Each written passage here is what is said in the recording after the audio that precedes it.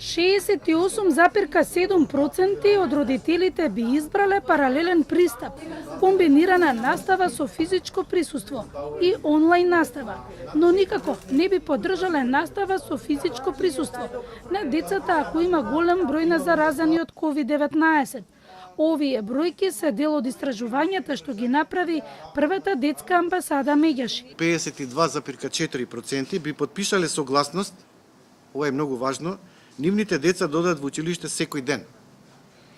Ова за мене лично е големо изненадување, посебно ако видиме која структура на родители го подпишале ова. Повисок степен на подпишување на согласност за присуство на секој ден на нивните деца во наставата се родители кои се невработени, 56,3%, и вработени во приватниот сектор, 56%. Според анкетата, 3-месечната онлайн настава само делумно ги задоволила потребите на учениците. 47,3% од родителите рекле дека делумно задоволила претходната настава, а 43,6% смета дека воопшто не ги задоволила потребите на учениците. Голем здравствен предизвик ќе биде заменувањето во училиште, објаснуваат педиатрите. За доктор Мими Кимовска-Христов, комбинираниот начин на учење е прифатлив.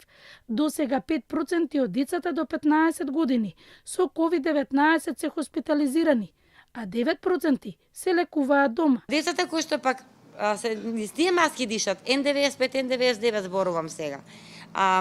Дишат, меѓутоа го ослободуваат јаглеродниот диоксид тука некаде до нив и потоа повторно го вдишуваат јаглеродниот диоксид назад. Значи, вдишуваат воздух кој што има веројатно помалку кислород од она што им е потребно нив, особено во училиште. Значи, ако веќе се одлучиме на носење на некаков тип на маски, тоа нека бидат платнени маски или хируршки маски кои што имаат добар, кои што се релативно порозни за гасовите, односно ги пропуштаат во двата смера.